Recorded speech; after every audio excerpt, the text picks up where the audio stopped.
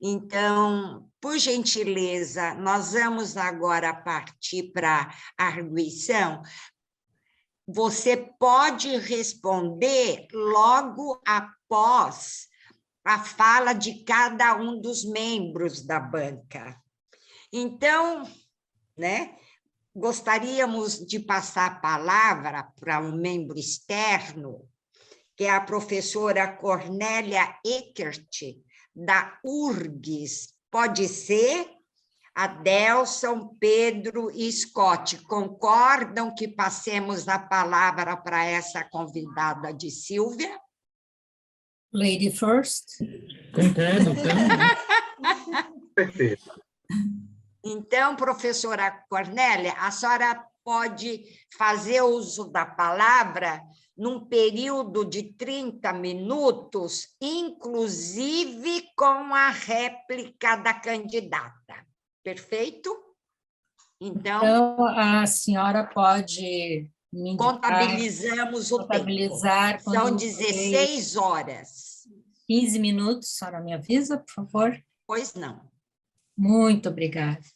Boa tarde a todas, a todos, professoras, professores, e em especial este ser iluminado, ou esta ser iluminada, que é a Silvia, e eu sinto uma grande honra de estar aqui nesse momento, compartilhando, enfim, uma espécie de ritual, né, que é um processo de consolidação de uma carreira, ou um argumento, enfim, que comprova o brilhantismo desta carreira de uma maneira muito afetiva. Assim. Eu entendo que, sobretudo para a Silvia, o conhecimento passa muito pela emoção e passa muito pelo afeto. Não é somente o afeto, as pessoas, o conhecimento para ela é afetivo. E é o que ela tenta transmitir também neste memorial, quando ela fala das gerações que ela formou, das experiências de ensino, das experiências de orientação. Eu confesso que eu tive muita vontade de voltar para uma sala de aula e ser tua aluna em alguma disciplina. Então, é uma carreira, uma trajetória com muita competência, que ela destaca, mostrando o quanto ela nasce, né, esse interesse pela ciência, pelo conhecimento, já emerge de um capital simbólico, de um capital cultural que vem do berço, né, onde os seus pais, a sua família, enfim, a rede de pertencimento já anunciava aí um interesse pela diversidade, um interesse e uma atenção grande aí para a educação, mas sempre algo muito partilhado, muito compartilhado. Né? Quando ela decide, portanto, e ela opta, ou ela entende, né? Xamanicamente, ela enxerga, a partir da leitura do Castanheda, do quanto ela encontraria, então, na antropologia, o que o Dan Juan falava do lugar do repouso, né? Onde, embaixo de uma árvore, provavelmente, ou numa sombra, poderia repousar os seus sonhos e os seus desejos. Então, esse abraço, né, ao trabalho cosmológico, ao trabalho cosmopolítico, xamânico, que é também um processo, enfim, de trazer, né, esses saberes milenares para um contexto ocidental, para um contexto bastante domesticado, e que a Silvia consegue trazer de uma maneira, eu chamaria assim, melhor do que fato social total, de uma autopoiesis, né? Sempre mostrando o quanto essas formas, esses sistemas de crença, eles permitem e nos impulsionam a conhecer cada vez mais entender essa humanidade para o bem ou para o mal, mas sobretudo para o bem, que é a forma como a Sílvia tem buscado desenvolver o que a gente pode chamar de uma antropologia sensível e de uma metodologia afetiva. Então, eu gosto bastante da carreira que a Sílvia traz, né, neste memorial. Ela traz também uma diversidade de experiências, não só as experiências mais tradicionais, como a do mestrado, a do doutorado, a do pós-doutorado, mas, igualmente, experiências que são do cotidiano acadêmico e que ela dá um maior valor, como uma experiência de ensino, uma experiência de extensão, né, que ela apresenta com tanto orgulho ou com tanta emoção quanto ela fala também de um doutorado, ou quanto ela fala da experiência de mestrado ou pós-doutorado.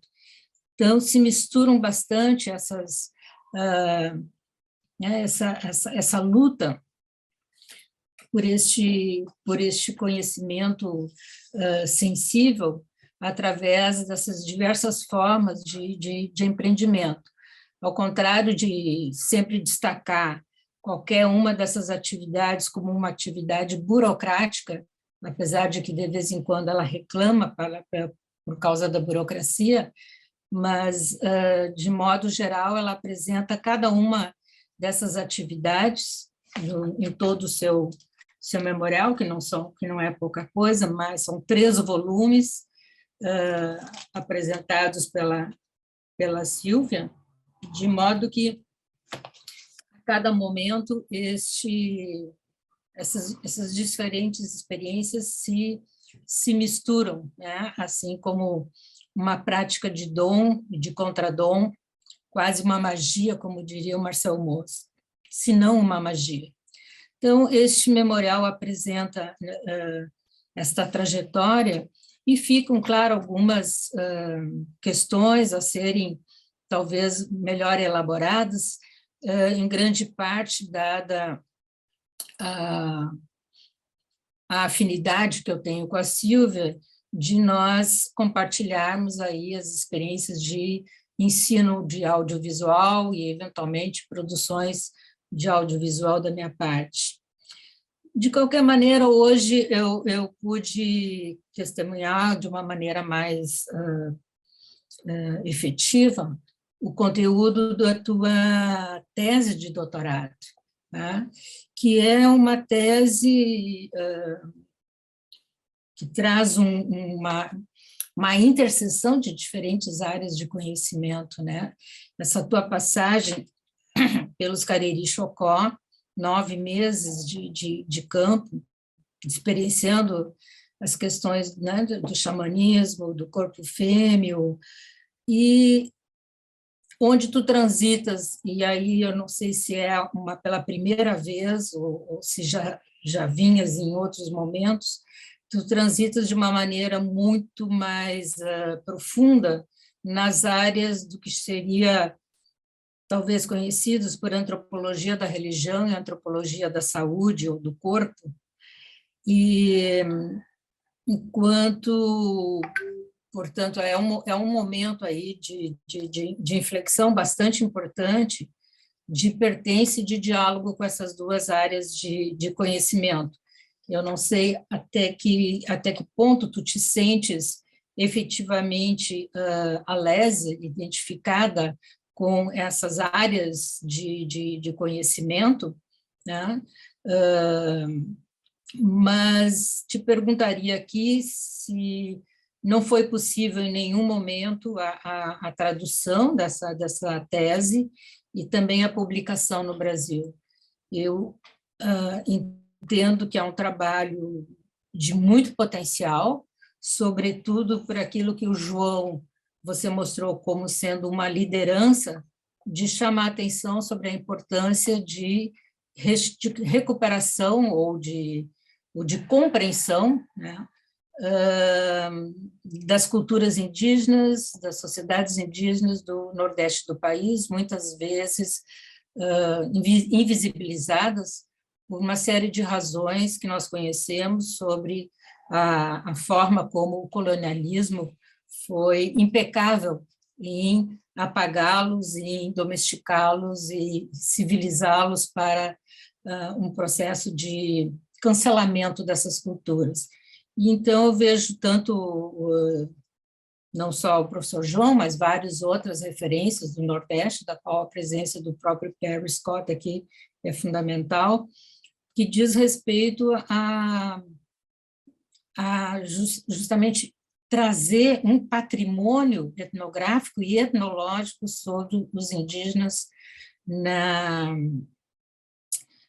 no Nordeste do país. Então, acho que a publicação desse trabalho seria absolutamente fundamental, e eu te perguntaria quais são as razões pelo qual isso ainda não foi possível. E você tem agradecido imensamente em quase todos os itens, você agradece aos sistemas de financiamento, né, às instituições de fomento, de pesquisa, da qual tu tivesse, ao longo da tua carreira, um apoio efetivo nesse sentido, mas, aparentemente, no momento de circulação, né, deste material, da qual a gente recebe apoio ao longo da vida, na hora de publicar, a dificuldade é muito grande, nos jogam no mercado editorial, e ali também fica os nossos limites e frustrações de uma publicação. Talvez hoje, pela facilidade do e-book, né, e também escapando um pouco do mercado perverso das edições, seja possível, nem que seja publicação em inglês, né, que também circula de uma maneira muito competente em bibliotecas internacionais, da qual você também pôde usufruir. Bom, Pancararu, Chucuru, Cariri, Chocó, xamanismo urbano, budismo, e todas essas experiências, elas são atravessadas por ti numa formação, certamente, do analógico para o digital, e já na era digital você é liderança na formação do núcleo de pesquisa da AVAL, entre outros núcleos da qual tu pertence e buscas promover. E, claro, no que diz respeito à tua grande produção da área audiovisual, fica muito, eu diria assim, você fala em vários elementos, né, como registro, diálogo, gravações, contextos, toda uma preocupação ética, se percebe muito um compartilhamento, não, é mais um consentimento, né, ético por parte desses personagens, mais que personagens, atores sociais, autoras sociais, da qual você filma ou fotografa. Você fala pouco da fotografia, eu acho que ela foi bastante importante na tua carreira. Você fala em linguagens fílmicas, em experiências sensíveis, filmes experimentais, registros imagísticos e, claro, sobretudo aí aos diálogos com os interlocutores e também práticas de retorno. Mas isso implica num grande patrimônio audiovisual, etnográfico audiovisual. Mesmo que haja essa recorrência ao blog, né, como prática, inclusive, de extensão, para mim fica uma grande preocupação do cuidado com esse acervo, né? Das possibilidades e a importância aí de se consolidar, talvez, um banco de conhecimentos, um centro de conhecimentos digitalizado, a partir do qual esse material, talvez, num convênio entre o FAO e Museu Brandão, algo assim, para que esse material seja resguardado e tenha esse potencial de narrativa sobre essas populações. Aliás, você fala muito numa qualidade experimental, né? Mas o que chama atenção no teu material é que, mais do que quereres contar a cada registro uma história, né, buscando aí um roteiro, uma escola mais ficcional, digamos assim, os teus filmes têm uma qualidade testemunhal muito forte, né, muito grande. Há uma grande preocupação tua nesse registro que, bom, pode, qualquer produção nossa ela pode ser testemunhal, né? Mas não é um simples testemunho, ela é, ou seja, você não está simplesmente ali enquanto um observador isento, né? Um observador que busca alguma trazer alguma comprovação, né? O que você está o tempo todo se esforçando é mostrar o quanto há ali um processo vivido, né? E, nesse sentido, uma memória compartilhada. Então, eu julgo que todo o teu patrimônio audiovisual, né, etnográfico, ele vibra muito nesse sentido de falar dessa memória coletiva, né? Não, mais do que registro de memória coletiva, mas de circular essa memória coletiva, e você dizendo que é uma memória compartilhada. Não é só assim, eu estive lá. Não, mas eu vivi esse processo de uma maneira que eu própria, né, e de uma maneira que a minha câmara subjetiva ela possa narrar este processo vivido. Então, não há uma perspectiva de isenção, mas é um testemunho de um processo compartilhado e vivido com muita sensibilidade. Eu acho isso fundamental no teu trabalho. E não é Professora fácil. Cornélia, com licença, 15 minutos, viu? Muito obrigada.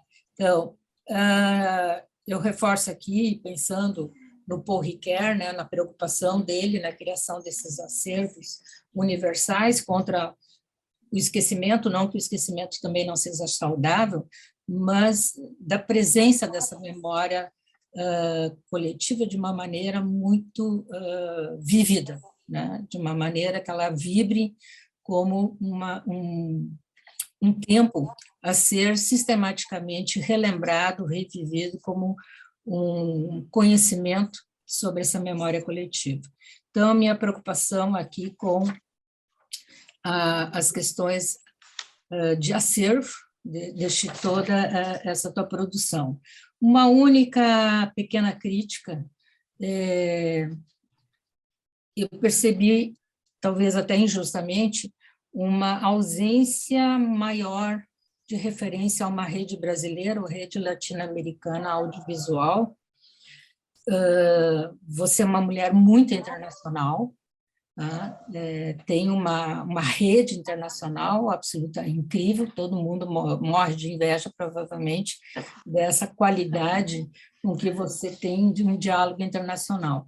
Então, a ausência dessa rede brasileira, ou seja por falta ela existe, né? Eu te conheço, você circula no Brasil também, circula na América Latina, você até se refere a alguns congressos internacionais, mas em termos de referência bibliográfica que você dialoga, né, seria fundamental, da qual, inclusive, você digamos, co-orientadora, né, da obra do Siloé, que é uma obra com uma preocupação justamente de restauro, né, de registro imagético para a restituição, né,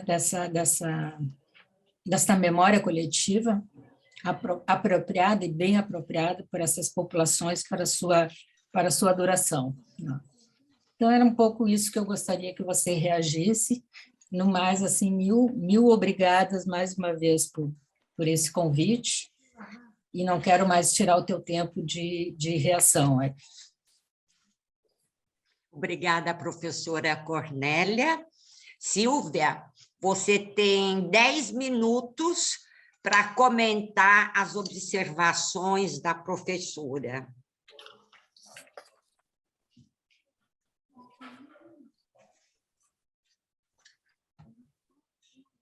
Silvia? Não, Desculpa, não, tá desculpa. era a Silvia. Silvia, você já está me deixando, viu? Não, eu não tinha aberto o áudio, desculpa. Eu estou dizendo assim, a gente fica muito emocionada, né, com os comentários, porque é muito importante, né? Todos que foram convidados são pessoas muito importantes para esse momento, né? E, Cornélia, você toca num assunto sobre essa questão da publicação, e é interessante, às vezes eu até falo assim, né? Porque essa questão ética é uma coisa que a gente se preocupa muito. E os Cariri Chocó, eu abordei um tema sensível. A Maninha Chucuru Cariri não gostava nem da palavra xamã, xamanismo. Ela detestava. Que história é essa? E eu me apeguei a uma tese de doutorado de Clarice Mota, que foi sobre os Cariri Chocó, que ela aborda essa questão do xamanismo. E é um estudo de etnobotânica, do conhecimento botânico dos Cariri Chocó. Então, é um grupo que eu sonhava em pesquisar, né? E agora, essa questão do xamanismo, né, que já é uma palavra de fora, é uma palavra elaborada fora do contexto, óbvio que Maninha tinha razão, mas diante do contexto político, né, índios no Nordeste, que são olhados como, né, que falta tanta coisa a eles. Então, para mim, focalizar dentro dessa perspectiva do xamanismo era fundamental para entender que se trata realmente de grupos indígenas. Inclusive, eu aponto na tese que o xamanismo, praticado por eles, é uma resistência a esse poder de dominação colonial, né? Então, assim, ao mesmo tempo, implica numa compreensão de como eles têm... Aí você colocou a antropologia da religião. Eu sempre quis sair um pouco de xamanismo enquanto algo relacionado à religião. Por isso que o meu foco era em conhecimento médico, práticas de cura, instituição sociológica, que eu abordava a questão da religiosidade. E enquanto instituição religiosa, que a Jean Langdon coloca, que é uma característica dos xamanismos na América Latina, e aí, nesse aspecto, os Cariri Chocó se enquadram em vários outros povos indígenas no Nordeste, né? É uma forma política de reconhecimento deles enquanto povos indígenas. Só que eu ainda toco em questões relacionadas à forma como eles praticam e vivenciam esse xamanismo. Então, eu sempre fiquei com um desdém de divulgar tanto o que foi escrito. Eu pego referência de um linguista, que pega a língua cariri, e mostra os termos, o parentesco dos povos cariri. E na tese, pelo conhecimento que eu vi, da forma como eles praticavam, que iam para o Euricuri, eu afirmo que eles vivenciam um parentesco ritual. E esse parentesco ritual é ancestral.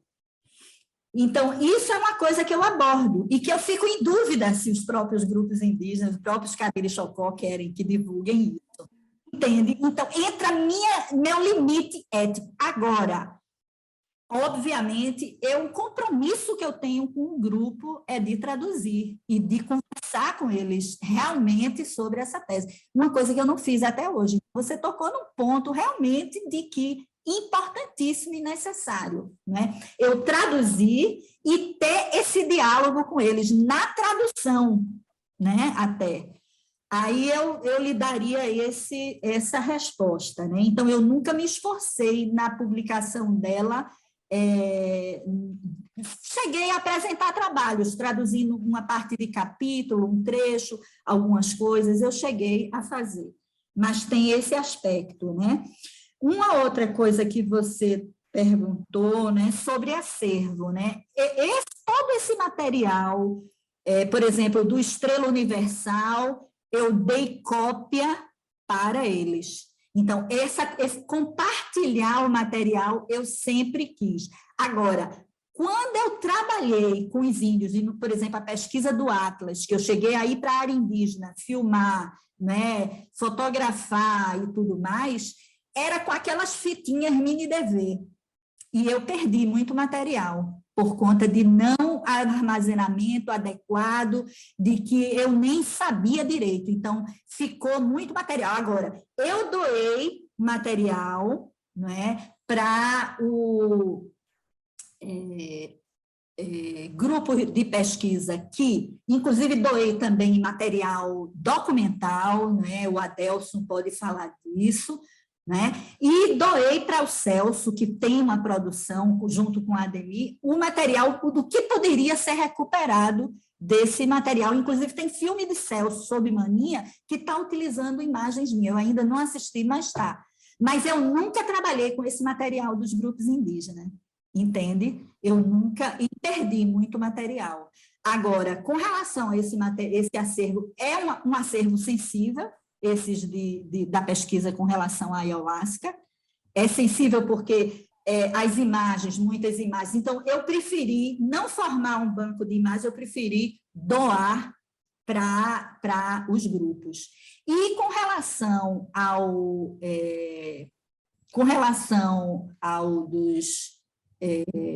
o Santo Daime, por exemplo, todo o material eu cheguei a doar. Agora fica difícil, né?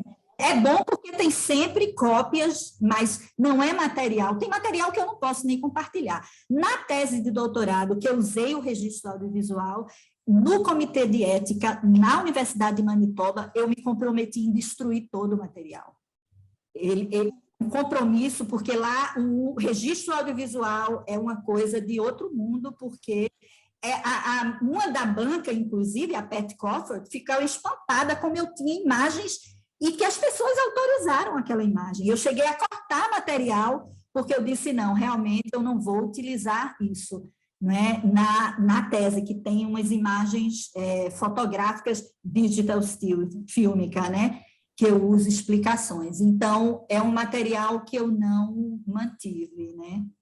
Mas, assim, eu acho que é isso. Agora, muito sensibilizada com esses seus comentários, né? É muito bom a gente ter alguém assistindo e comentando. E você tem razão, eu dialogando. Agora, você sabe que teve uma vez que eu cheguei para você e disse, eu quero fazer o pós-doc no Rio Grande do Sul. Você olhou para a minha cara e disse, de jeito nenhum, você vai se embora. Você não quis, porque eu pensei nessa possibilidade, que teria muito que aprender do Bieb, né? Eu pensei, você é testemunha disso. Então, você foi a primeira a me mandar, e vá-se embora, né? Então, era isso que eu tinha a dizer. Gratidão, querida.